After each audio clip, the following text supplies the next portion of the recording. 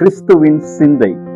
கிறிஸ்துவின் சிந்தை எதெல்லாம் கிறிஸ்துவோட சிந்தை அப்படின்னு சொல்லிட்டு நம்ம பார்க்க போனா 1 பேதுரு 4வது அதிகாரம் 1வது வசனத்துல நம்ம பார்த்தா, இப்படி இருக்க கிறிஸ்து நமக்காக மாம்சத்திலே பாடுபட்டபடியால் நீங்களும் அப்படிப்பட்ட சிந்தையை ஆயுதமாக தரித்துக் கொள்ளுங்கள் அப்படின்னு சொல்லிட்டு இதுல குறிப்பிடப்பட்டிருக்கிறது.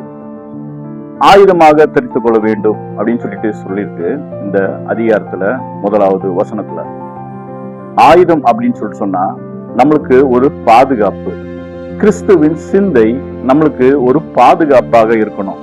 இந்த உலகத்துல நம்ம பார்க்க போனா பிறந்த குழந்தையில இருந்து சாகிற வயசுல இருக்கிற முதியவர் வரைக்கும் நம்மளுடைய சிந்தை எப்படி இருக்கிறது அப்படின்னு சொல்லிட்டு நம்ம யோசித்து பார்த்தா, சிந்தையில எப்பவும் இந்த பிசாசானவன் பாவமான காரியங்களை கொண்டு வந்து நம்மளுடைய சிந்தையை சீரழிச்சு கொண்டே இருப்பான். அப்படிப்பட்ட சீரழிவில் இருந்து நம்மளை ஒரு ஆயுதம் நம்மளை பாதுகாக்கணும்னா அது ஆண்டவருடைய சிந்தையை நம்ம தரித்து கொள்ள வேண்டும். ஆண்டவருடைய சிந்தை எது அப்படின்னு சொல்லிட்டு பார்த்தா, பிலிப்பியர் 2வது அதிகாரத்துல நம்ம பார்க்க போனா கிறிஸ்துவோட சிந்தை எது எது அப்படின்னு சொல்லிட்டு பார்த்தா, கிறிஸ்துவோட சிந்தை எதெல்லாம் அப்படின்னு சொல்லிட்டு குறிப்பிடப்பட்டிருக்கிறது. அதுல என்னன்னா நம்மள என்ன பண்ணணுமா, தாழ்த்தணும் அப்படின்னு சொல்லிட்டு குறிப்பிடப்பட்டிருக்கிறது. நம்மளை வெறுமையாக்கணும் அப்படின்னு சொல்லிட்டு சொல்லப்பட்டிருக்கிறது.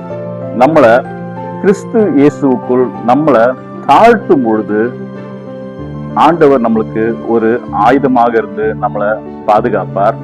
நான் ஒண்ணும் இல்ல அப்படின்னு சொல்லிட்டு ஆண்டவர்கிட்ட நம்மளை ஒப்பு கொடுக்கும் பொழுது ஆண்டவர் நம்மளுக்கு ஒரு பாதுகாப்பாக இருந்து நம்மளுடைய வாழ்க்கையை பாதுகாப்பார். கிறிஸ்து இயேசுக்குள் உண்டான சிந்தை நம் அனைவரையும் காக்க கடவுது.